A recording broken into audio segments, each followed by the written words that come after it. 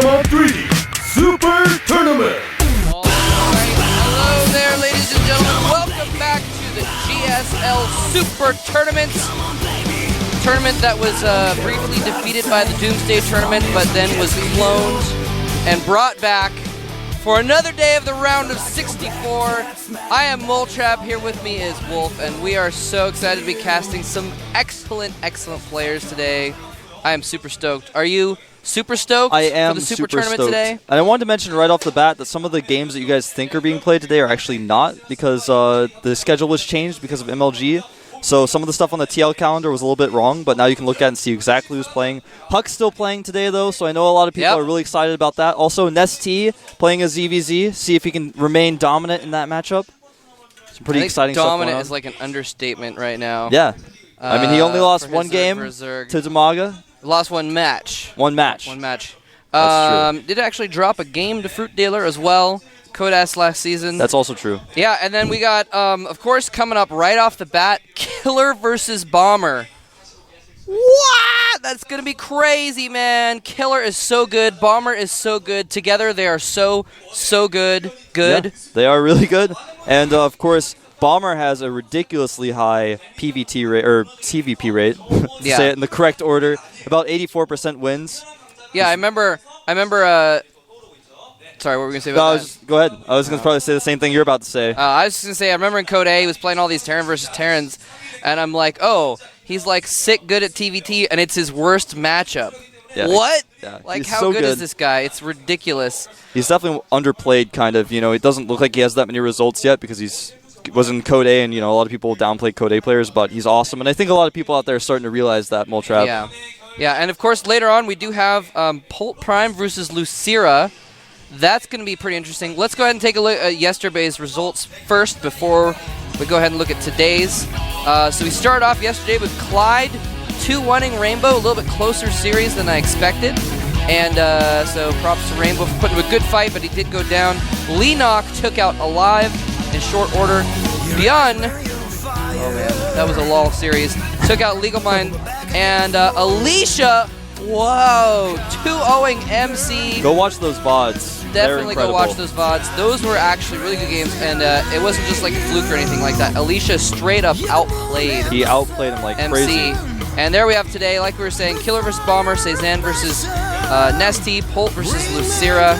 It's going to be an interesting match. And then, of course, Liquid Huck versus New Star Hoso, Son, formerly Zenith. Yeah, pretty exciting matches today. In fact, I'm excited for all of them. There's not a single match in there today that I go, oh. And that's how the Super Tournament has been so far, except earlier on, it was like there were a few matches that everyone thought was going to be kind of a lame match, but none of them ended up being lame, and now it's got some great matches all the time. Hopefully it's not like the other way around where the good matches turn out being lame. Yeah, well, let's hope not. I don't think it's going to happen. Well, we saw, you know, Alicia versus MC looked like it was going to be a good match, and it was a 2-0, but it wasn't lame at all. It was awesome. It was good stuff. It was quite awesome indeed. So yeah, definitely stay tuned here for the rest of the day. We got some excellent matches. We're earlier in the day here. Yeah. So, you know, maybe you guys are over in California and you're like, it's like, oh, it's only like, I think it's 10 p.m. there. Yeah, something 10 like or 11, that. something like that. A little after 10, just staying up, watching a little Starcraft, get some popcorn. It's Friday night, actually. Yeah, so that's what Friday nights are for, man. Bring your friends over. Call your friends. Tell them to watch the GSL. Watching GSL. That's all I ever. If you do anything else on your night, then you should probably change that. I recommend it. Highly recommend it. Let's go ahead and get started talking about the first match we're going to have here. Bomber versus Killer. The battle of the verbs. or I guess there would be nouns. What would be a term for like a noun that represents someone doing a verb? It's just a noun. It's just a noun, Moletrap. I so wanted it to be more than that. To more than a regular noun. Anyway, let's go ahead and check out those players. In their booths, getting ready. First off, we have TSL Killer. Been doing quite well, actually. Very consistently high up there in Codas. January round of 16, March round of 8, May round of 8, July, who knows? Yeah. You know, Killer's almost like the Nada Protoss. He's always consistently doing well. He did drop down to Code A, for you know, a little while, but he's consistently doing well, and I think he's almost comparable to Nada in that sense. He always makes it pretty far, never really flops. Yeah, he's kind of like Nada without the golden mouse. Yeah. He's got golden hair, though, kind of. That's right, man. Golden hair. I was talking to someone, talking to Karn. Someone, I don't remember who it was. I think it was Karn. Talking about all the TSL players all have like dyed hair. I think that was actually me. That was you. You, Karn. They, John the they translator. They do all dye the their same. hair a lot on the TSL team. Yeah. Anyway, so his competitor, this is actually really cool. I was talking to Bomber beforehand. These guys are actually friends. Like, Killer came over while I was talking to Bomber and like did like fake like hitting on it. Like he put his fists on his booth. You know, remember like MC did and all that. Yeah. But they're actually old friends. They were both on Eastro together back in the day. Back in the day. So Killer actually used to be a lot better than Bomber back in Brood War. And Bomber, I don't know, I think he has what it takes, man. Code 8 champion. He lost his first game ever versus Protoss on TV to a guy named Smart.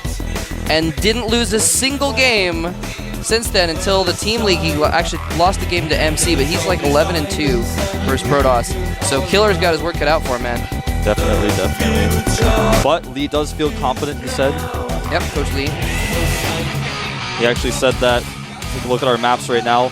He said that Belshire Beach was a map he didn't feel that confident about. He said Tal'Darim Altar is really important because he feels like no matter what, Killer can take out dual sight. He says he feels so confident. He says 100% win. If Killer plays on dual sight, he'll win that game. So he said Tal'Darim Altar he feels is the really important match he has to win. Doesn't feel confident about Belshire Beach though.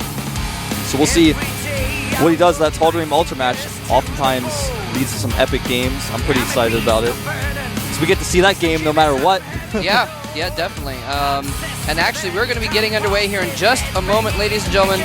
Killer, only sort of middling win rate versus Terran in StarCraft 2, so he definitely has to bring up his skills that he's been using beating Zergs to defeat Bomber here on Belshire Beach. Let's get this underway. This is the GSL Super Tournament.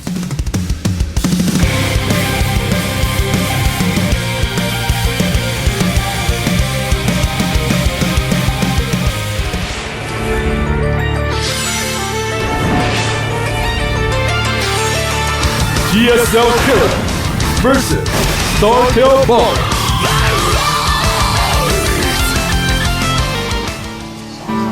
And here is our Protoss player at the top left-hand area of Belshire Beach, formerly known as Songho from Brood War.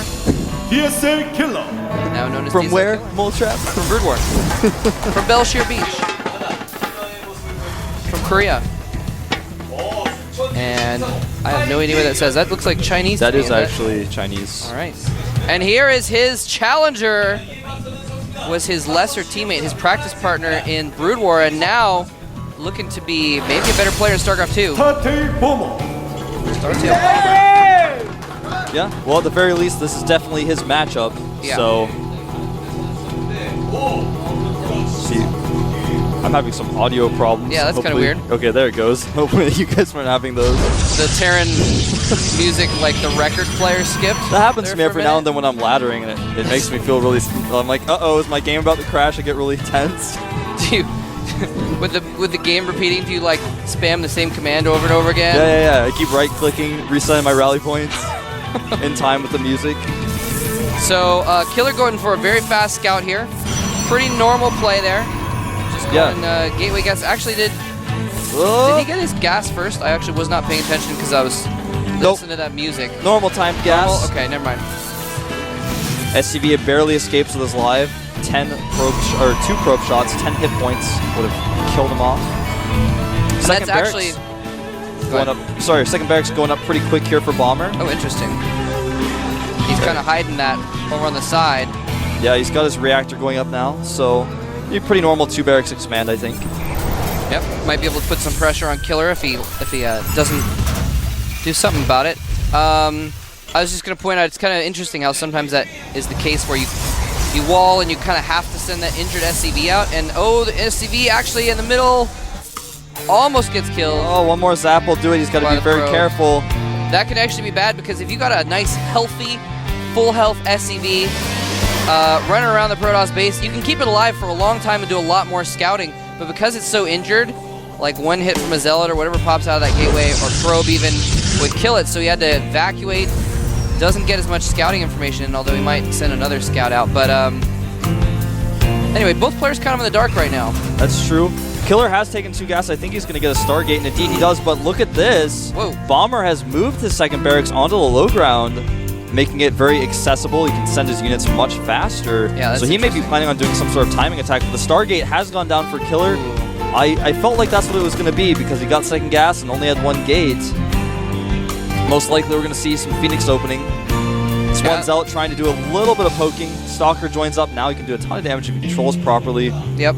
Stalker is faster than Marines, also outrange them. Bomber running back to that Marauder. Yeah, I don't know if he wants to get too close over that way, though, because then he might accidentally reveal himself. And he is actually just going ahead and moving out across the map with these forces. No, wait. Nice. Stalker gets in there, I believe. Oh, did it see that barracks? I think he knows either way, because he saw the Marauder and the extra Marines. I think so. Killer's like, uh-oh. as soon as he saw that, going on. I need to get something out here, and it is going to be a... It's a Void Ray. As soon as he saw that Marauder, he decided, I need the Void Ray. The Marine count is pretty good, but I think that if I control my army properly, I've got 2 Stalkers out, I should be able to keep that Marine count low enough to where my Void Ray will be able to help. The Void Ray going to pop out just in time here. But here comes the attack from Bomber. He's targeting down that pylon. Here comes the Zealot, though. Yeah, he's taking out those Marines very quickly. Yeah, it was target firing the Stalker with the Marines, so the Void Ray was actually not in danger at all. Was able to just do damage, take out a couple Marines, and Bomber just goes ahead and turns around, heads home. Doesn't want to deal with that Void Ray. Does not have enough Marines to do so, and especially with the Warp Gate tech up, Killer would just be able to get too much stuff out. So both players kind of trying to do a little one base thing, and we might see him move into expansions before too long, but actually Bomber's making another racks. Getting stim. And yeah, that stim is on the way. It's about a third of the way done. He might not be done yet. Killer has added 2 gateways. He's starting to add some sentries into his army, getting more Void Rays out. Got a second Void Ray, a third on the way. So he may be gearing up to do a timing attack, but it may just be some sort of defensive posture to get a Nexus up. Although it's very unusual to be making heavy Void Rays and then make a Nexus. Yeah. Yeah, that's a little bit weird. I mean, like I said, they're both one-basing pretty hardcore right now. Although Bomber has gone and put a bunker outside of his expansion, so he might be thinking of expanding once that gets up. But very, very interesting, especially since he's not really seeing much pressure from Killer just yet. Although here it comes across the map. Yeah, I think Killer actually... A few Void Rays, some ground I think he units. really wants to go for this timing attack. Doesn't really want to make a Nexus, doesn't want to expand. The Probe comes in here, does see the command center. Oh, and you know what he could do? He could charge up on those rocks.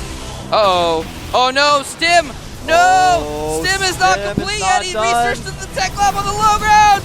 Oh, no! Stim gets canceled at the last moment. That is horrible for Bomber. He needed that so badly to deal with those Void Rays. And now, actually, Killer is just going to go ahead and make a Nexus. Wow. And I think that's the right choice. That's a good choice. Because he did see, I think he still saw that Bomber did have a lot of forces, and he couldn't be sure that there wasn't Stim. That could have been combat shields that he canceled or something like that. So, I don't know, I think he was planning on charging up on the rocks, though, and attacking. I agree. I think cool. that's a pretty smart move, and based on the fact that he had 3 Void Rays in his army, I think that was probably his plan from the beginning. Engineering Bay finishing up now, as well as the command center for Bomber. So Bomber going to start getting some upgrades out. Most likely going to throw down a factory soon. Start teching up to those medevacs. And Bomber starts the long, slow haul to get Stimpack upgrades once again. Yeah, it takes forever to take now another like patch. 3 in-game minutes. It does take a really long time. Bomber smartly putting up missile turrets just in case Phoenixes start coming out of that Stargate. Now, at this point, we do see that Killer has started that first observer, going right into robotics tech. It's kind of risky, because when you tech like that, if he makes a robotics bay, I'll be a little bit concerned for him, because it's really hard to tech that much. Your opponent has a sizable army. He hasn't really killed much of Bomber's army at this point. No. So he has to be very careful. Can't really expand and tech that easily in this matchup. No, they pretty much just traded units early on that evenly in that first battle. Both players just kind of fell back. Came in, took out a tech lab, fell back. So hasn't really been much of an exchange. Both the supplies are well, actually, Bomber at pretty 92 far ahead in supply. supply. And in fact, he's gonna push out. He does see though. He did scan and see that Killer has added 3 more gateways. So it looks like he is going to be playing it smarter, getting the Twilight Council as well. But I'm not sure if he's going to have enough units to deal with Bomber's attack. He does have about 5 sentries. A lot of them are at full energy. Yeah, and he's this going to have time, to use perfect force fields though. and this time he made 2 tech labs, so he's got combat shields, stim, and +1 weapons are all going to finish at almost the exact same moment. And that is the perfect moment to go in. It's going to happen any second now. Yeah, Bomber's probably going to charge in there and try and do some damage. He's just waiting for those upgrades to finish, as you said. And he's even got his forces split into 2 groups, so he can come in from 2 sides. The force fields won't be as effective. Actually, he's just gonna. Actually, he's just gonna walk in. Yeah, he's just gonna go in for it. One does simply stim into Mordor. Apparently, he's going in and posturing for a battle here. Starting to target down that Nexus. Here come the units, though. Some good force fields, but there may be too many units for Bomber. He's got half of his units targeting the Nexus. Nexus does fall, and in fact, I think he has enough units to crush through the rest of Sampo's army. But some great force fields. And he stims again to try and charge in there. Kills off all the Void Rays. Once he took out the ground, he's going in with the Marauders as well. He's going to easily take out the last Stalkers. And Killer may just leave the game here. He's lost his Nexus. More units are streaming in for Bomber. And, man, this is looking really bad for Killer. He has a lot of Warp Gates, but I don't think even a round of units will be able to take out what Bomber's throwing at him right now. I think Killer's probably just composing himself Killer for the next actually, game. he's just checking around with his observer, trying to see what stuff do you have. How did I lose this one? You know, a lot of players do that when they lose. They just go and check with their observer or scan or whatever, see what their opponent has, try to figure it out. GG. GG coming from Killer, and Bomber showing why he has been so dominant in the past versus Protoss, playing an excellent game there and taking out Killer, and it didn't even look like it was difficult for him, man. No, he killed that first Stalker, and from there was just no uncertainty. He backed off when he saw the Voider, which was very smart, and played it out very safely overall. You look at him right now, he's like, all right, He's like, I whatever. got this. Yeah, man, I went to talk to him a little bit in his booth before the games, and I was like, hey man, you've been playing a lot of Terran versus Terran in Code A. So I mean, like, how's your Terran versus Protoss? He looked at me, he mugged. His face was completely straight, and he said, I've got the best Terran versus Protoss. He was not even joking. He wasn't like bragging. He was just like, oh yeah, I've actually got the best, just by the way. So he's definitely confident in this match. Now, Tal'Darim Altar was the map that Coach Lee told us was very important for Killer. He said this is the map he has to win because if he wins on dual site, he'll be able to take that game no matter what. That's what Lee told us. He said, in my opinion, 100% win on dual site. Yeah. So if he takes this game out, he may have a great chance at beating Bomber, but we'll see. This map, pretty even in this matchup, I would say. Not favored one or the other. The results are pretty 50-50 on it. But if history has shown us anything, Bomber may very well take this game just as easily as he did the last. Yeah, let's go ahead and get into the game. Let's find out if Bomber can close it out 2-0 or if Killer can bring it to dual site. This is the GSL.